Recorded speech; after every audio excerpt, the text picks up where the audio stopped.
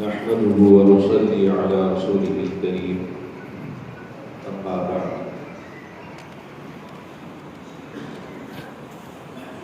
فقد قال رسول الله صلى الله عليه وسلم أبغض الحلال إلى الله الطلاق أو كما قال عليه الصلاة والسلام.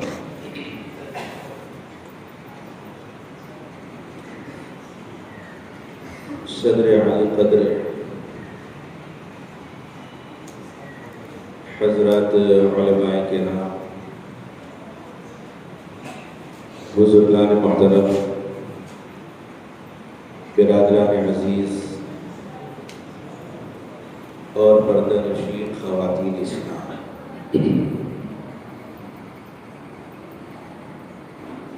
یہ تفہیم شریعت اجلاس ہے جس میں ہم اور آپ شریک ہیں۔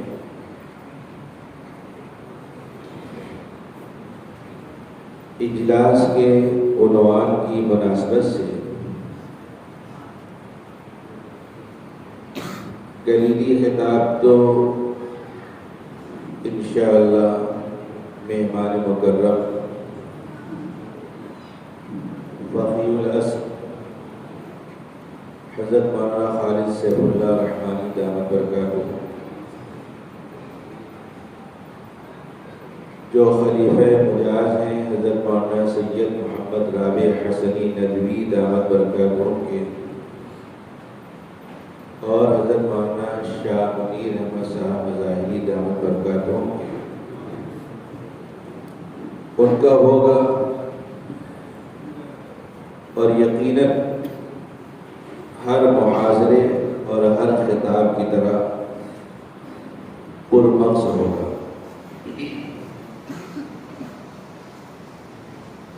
اس وقت مجھ کو جو عنوان دیا گیا ہے وہ ہے اسلام کا نظام طلاق، اعتراضات اور جوابات۔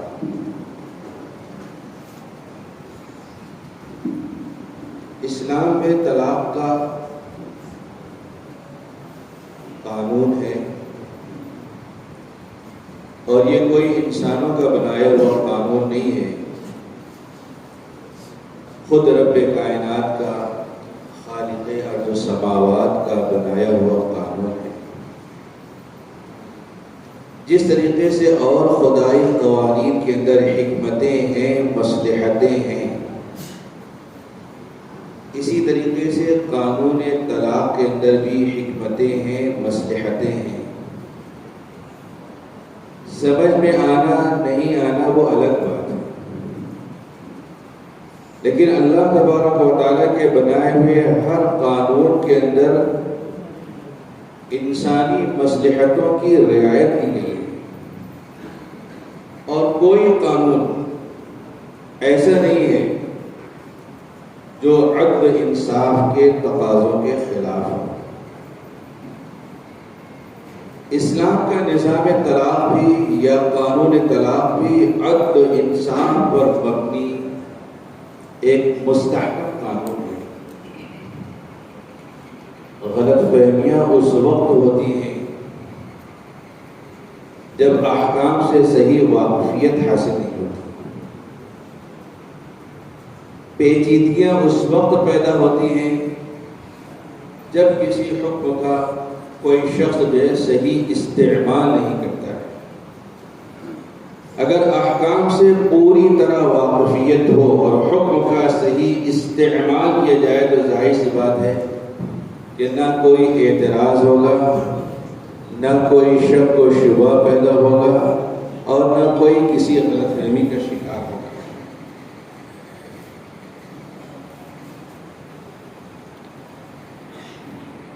میں ایک درسی آدمی ہوں، تقریری آدمی کم ہوں، اسی اعتبار سے اپنی بات پیش کرتا ہوں۔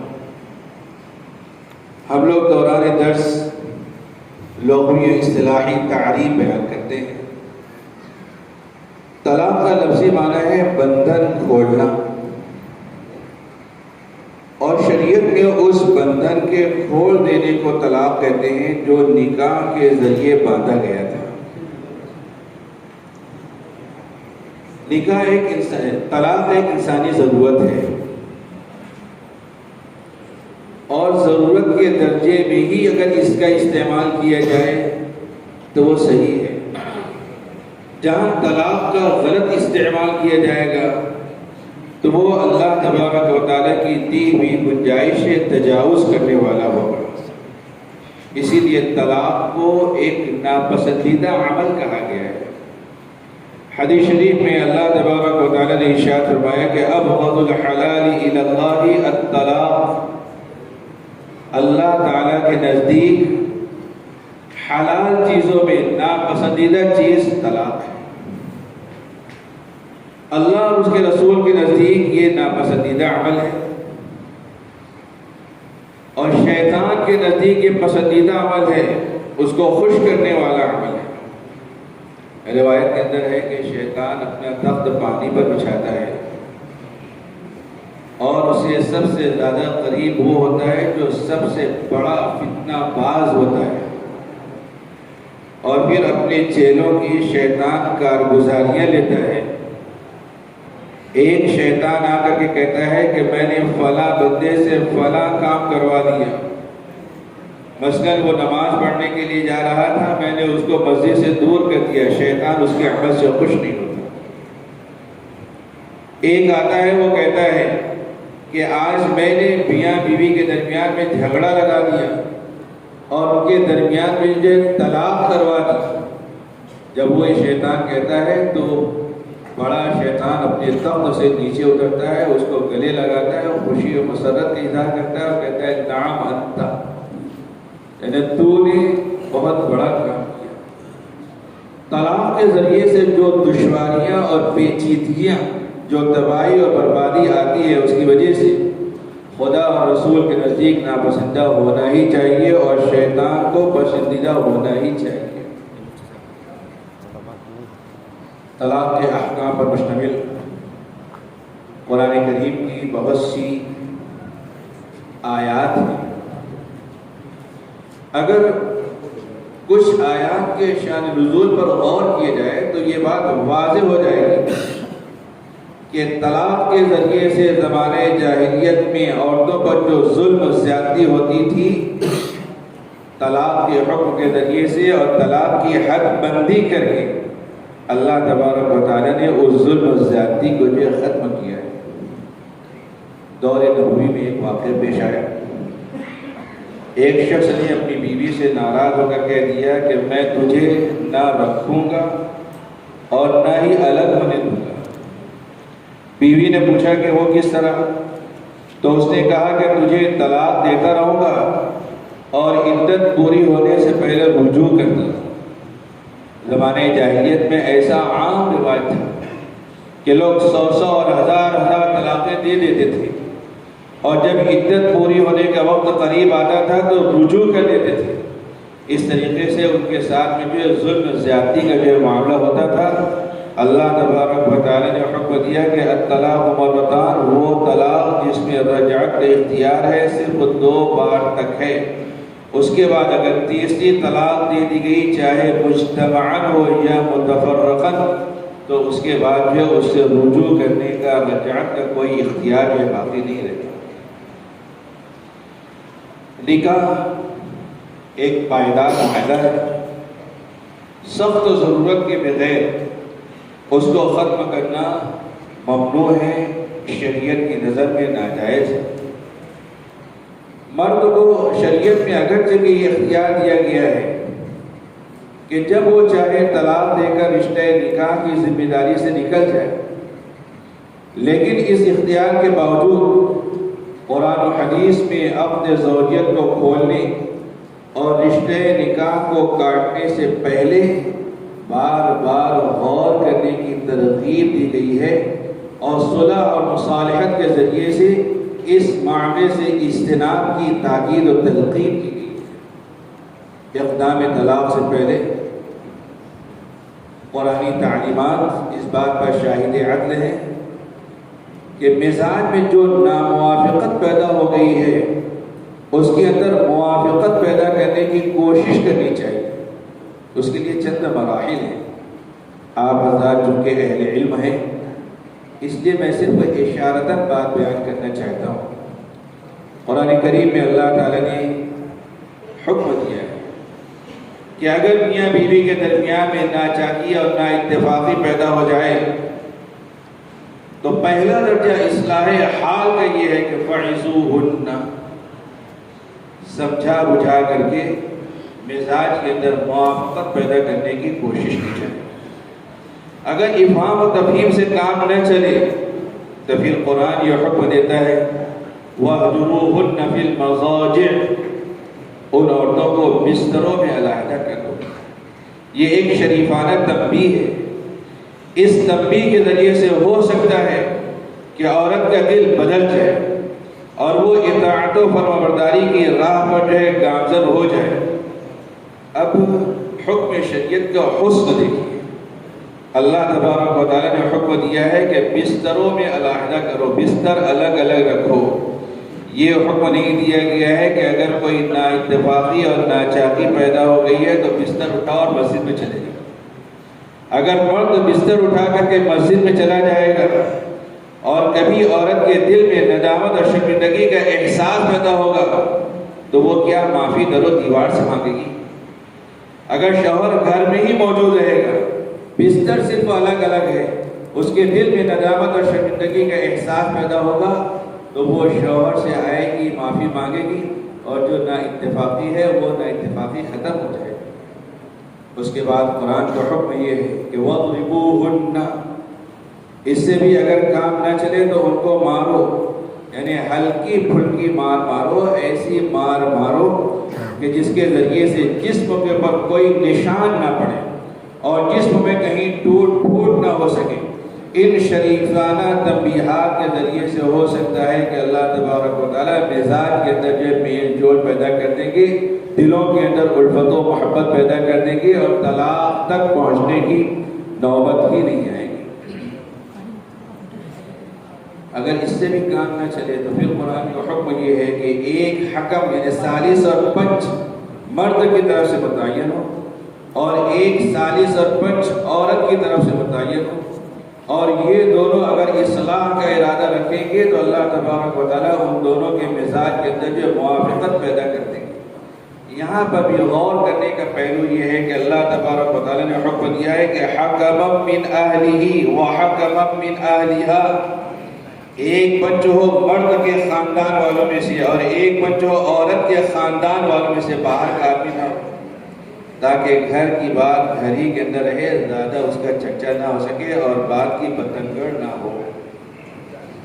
پھر ان تنبیہات کے باوجود بھی مزاج کے اندر موافقت پیدا نہ ہو تو آخری چارہ کار کے طور پر اقدام طلاق کرنے کی شریعت کے اندر جو گنجائش دی گئی ہے، طلاق دینے کی شریعت کے اندر جو گنجائش دی گئی ہے، اس کے اندر بھی اس پہلو کو مد نظر رکھا گیا ہے کہ شوہر کو ہمیشہ غور و فکر کا موقع ملتا ہے. حکم شریعت یہ نہیں ہے کہ اکٹھی 3 طلاق دے کر کے اپنا گھر ویران اور اپنا خاندانی نظام تباہ و برباد کر لیں. اس کے طریقے فقہائے کرام بیان فرماتے ہیں کہ طلاق دینے کی 3 قسمیں ہیں. نفس طلاق کے اعتبار سے یہ 3 قسمیں ہیں. ایک کو کہتے ہیں طلاق احسن، یعنی طلاق دینے کا سب سے اچھا طریقہ، اور دوسرے کو کہتے ہیں طلاق حسن، یعنی طلاق دینے کا دوسرا اچھا طریقہ، اور طلاق کی تیسری قسم ہے طلاق بدعت. طلاق احسن اس کو کہتے ہیں کہ ایک ایسے دور میں پاکی کی حالت میں جس میں شوہر نے بیوی سے مجامعت نہ کی اور صرف ایک طلاق دے کر کے چھوڑ، یہ طلاق دینے کا احسن طریقہ ہے، سب سے بہتر اور سب سے اچھا طریقہ ہے. پھر عدت پوری ہونے دیں، عدت مکمل ہونے تک رجوع کرنے کی گنجائش رہے گی، اور انقضاء عدت کے بعد نکاح ثانی کے ذریعے سے رشتے ازدواج کو بحال کرنے کی جو گنجائش باقی رہے گی. اور اگر ایک طلاق دینے کے بعد مرد کا ارادہ رجوع کرنے کا نہ ہو اور عورت بھی اس بات کو محسوس کرتی ہے کہ اب چھٹکارا حاصل کر لینا ہی اچھا اور بہتر ہے، تو پھر طلاق دینے کا دوسرا طریقہ اختیار کرے، اس کو کہتے ہیں طلاق حسن، یعنی ہر دور میں ایک ایک طلاق دیتا رہے، 3 دور میں 3 طلاق جو متفرق طور پر دے۔ اگر طلاق کے بیان کرنا اس طریقے کے مطابق کوئی بندہ طلاق دے گا تو ظاہر سی بات ہے کہ ندامت اور شرمندگی کا احساس فریقین میں سے کسی کو نہیں ہوگا۔ اور طلاق کی تیسری قسم ہے طلاق بدعت، یعنی اکٹھی 3 طلاق دے، شریعت کی نظر میں طلاق اس انداز سے دینا جو ہے ناپسندیدہ عمل ہے، اور ایسا کرنے والا شخص جو گناہ کا ارتکاب کرنے والا ہوگا۔ دور نبوی میں حضور پاک صلی اللہ علیہ وسلم کے عہد مبارک میں جب اس طریقے کا ایک معاملہ ہوا تو حضور پاک صلی اللہ علیہ وسلم نے اپنی سخت ناراضگی کا اظہار فرمایا۔ روایت میں ہے کہ حضور پاک صلی اللہ علیہ وسلم کو ایک شخص کے متعلق اطلاع ملی کہ اس نے اپنی بیوی کو ایک ساتھ 3 طلاقیں دے دی ہیں۔ یہ سن کر حضور پاک صلی اللہ علیہ وسلم غصے میں کھڑے ہو گئے اور کہا کہ کیا میرے موجود رہتے ہوئے اللہ تبارک و تعالیٰ کی کتاب کے ساتھ مجھے کھیل کیا جاتا ہے؟ حضور پاک صلی اللہ علیہ وسلم نے ناراضگی کا برہمی کا اظہار تو ضرور فرمایا، لیکن حضور پاک صلی اللہ علیہ وسلم نے عدم وقوع کی کوئی بات ارشاد نہیں کی۔ الفاظ طلاق کے اعتبار سے طلاق کی 2 قسمیں ہیں، ایک ہے طلاق صریح اور ایک ہے طلاق کنایہ۔ طلاق صریح یعنی صاف صاف لفظوں میں لفظ طلاق کا استعمال کرتے ہوئے طلاق دینا، اور کچھ الفاظ ایسے ہیں جو طلاق کے لیے مخصوص نہیں ہیں، جن کا مطلب طلاق کا بھی ہو سکتا ہے اور ان کا مطلب بیزاری کا اظہار یا غصے کا اظہار یا طنز کا اظہار بھی ہو سکتا ہے۔ ان الفاظ کے ذریعے سے طلاق دی جائے تو اس کو کہتے ہیں طلاق کنایہ، یعنی مبہم لفظ کے ذریعے سے طلاق، گولڈ مول طلاق۔ وہ الفاظ جو اشارتاً اور کنایتاً استعمال کیے جاتے ہیں اس میں سے اہم یہ ہیں، جیسے کوئی شخص غصے میں آ کر کے بیوی سے کہہ دے چل مجھ سے دور ہو، یا اپنا منہ کالا کر، یا میں نے تجھ کو آزاد کر دیا، یا میں تجھ سے بیزار ہوں، یا تو اپنے میکے چلی جا اور اب وہیں رہنا، یا میں نے تجھ کو اپنے والدین کے حوالے کر دیا۔ یہ وہ الفاظ ہیں جن کے اندر طلاق کا مفہوم بھی پایا جاتا ہے اور طلاق کے علاوہ بات کا بھی مفہوم پایا جاتا ہے۔ گول مول الفاظ کے ذریعے سے اگر کوئی بندہ طلاق دے تو وقوع طلاق کے لیے نیت شرط ہے۔ ان الفاظ کے استعمال کے وقت اگر طلاق کی نیت ہوگی تو ایک طلاق بائن واقع ہوگی، اور اگر طلاق کی نیت نہیں تھی، صرف غصے کا اظہار تھا یا بیزاری کا اظہار تھا، ڈانٹنا مقصود تھا، تو اس کے ذریعے سے کوئی طلاق واقع نہیں ہوگی۔ البتہ طلاق کنایہ میں ایک بات یہ بھی قابل غور ہے کہ اگر ان الفاظ و کلمات کے استعمال کرتے وقت کوئی ایسا قرینہ پایا جائے جو قرینہ اس کے طلاق کے ہونے پر دلالت کرے تو اب اس کی نیت کا اعتبار نہیں کیا جائے گا، اس کی طلاق جو ہے سمجھی جائے گی، طلاق مانی جائے گی۔ مثلا بیوی نے جو شوہر سے طلاق کا مطالبہ کیا کہ تم مجھ کو طلاق دے دو، اس مطالبے طلاق پر غصے میں آ کر کے شوہر نے کہا کہ میں نے تجھ کو آزاد کر دیا، تو اب قرینہ اس بات پر دلالت کرتا ہے کہ یہاں طلاق کی نیت ہی سے، طلاق دینے کے مقصد ہی سے اس نے اس لفظ کو استعمال کیا ہے، اس لیے طلاق واقع ہو جائے گی، نیت کی کوئی ضرورت باقی نہیں رہے گی۔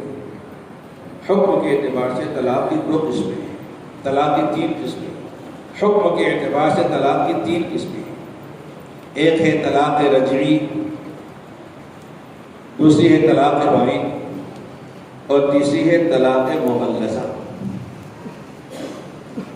ایک یا 2 طلاق صریح لفظ سے دی جائے تو طلاق رجعی واقع ہوتی ہے، لفظ کنایہ کا استعمال کرتے ہوئے طلاق دی جائے تو طلاق بائن واقع ہوتی ہے، یا لفظ صریح کے ساتھ میں کوئی ایسی صفت کا اضافہ کر دیا جائے جس کے ذریعے سے سختی کا، شدت کا اظہار ہوتا ہے تو بھی طلاق بائن واقع ہوگی۔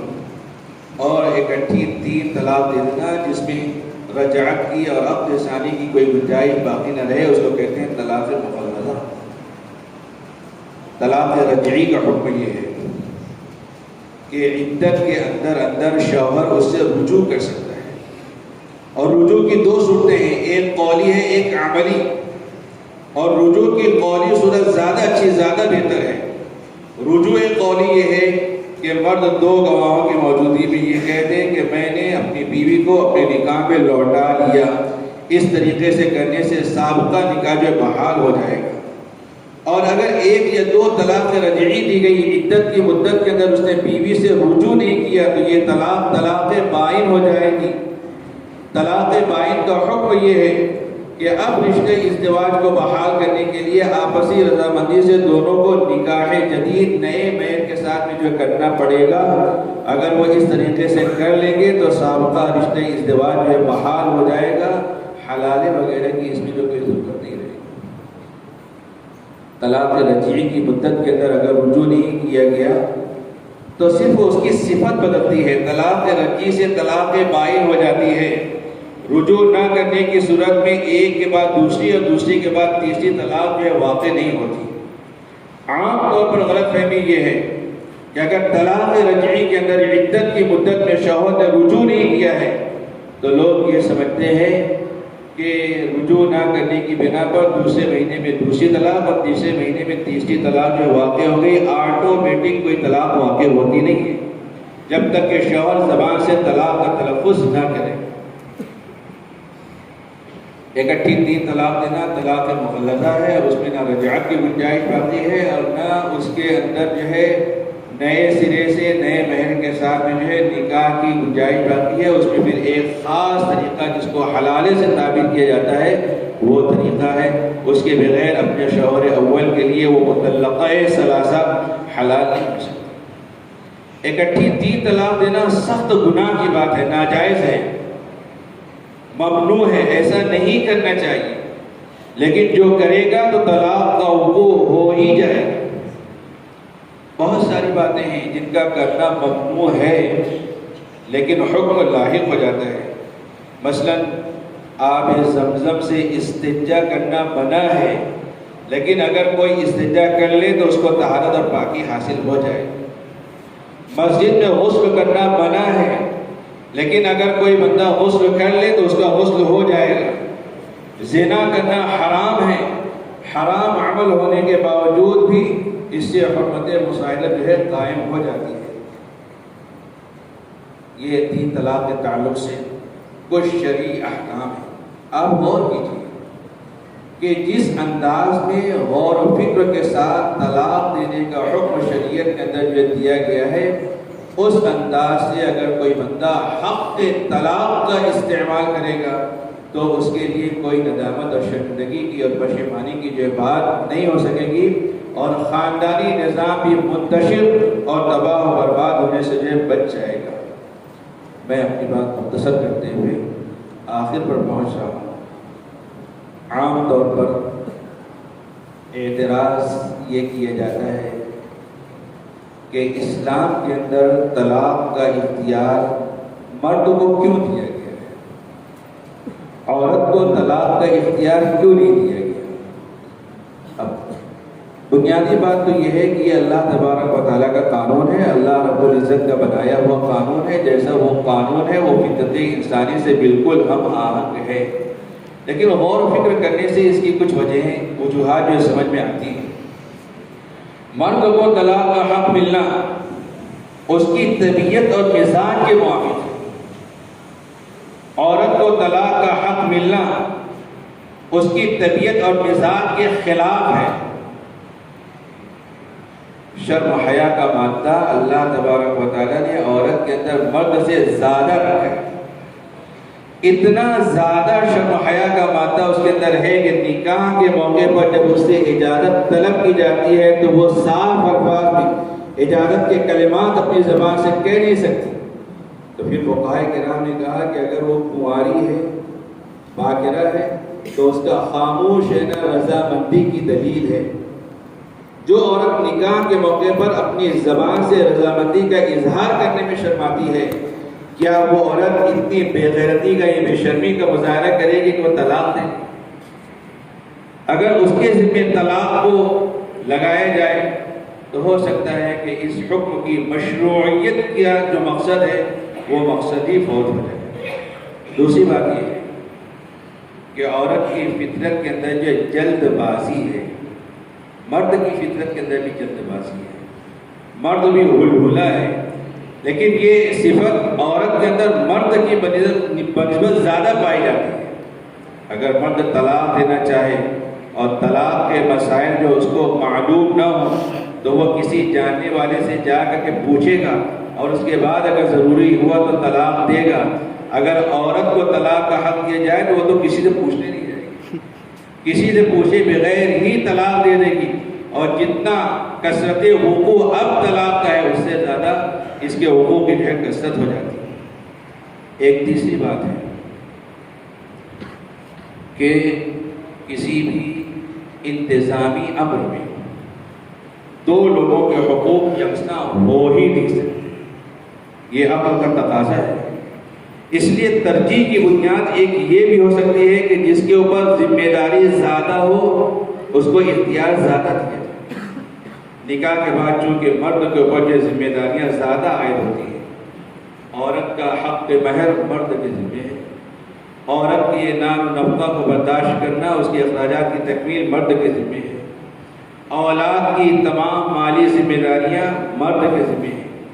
اپنے بیوی بچوں کی مالی ذمہ داریوں کے ساتھ ساتھ اگر مرد کے ماں باپ ہوں تو اس کی مالی ذمہ داریاں بھی مرد کے ذمہ ہیں۔ اس کے علاوہ اگر بیوی کا انتقال ہو جائے تو اس کے تجہیز و تکفین کے اخراجات کی ذمہ داری بھی شوہر کے اوپر ہے۔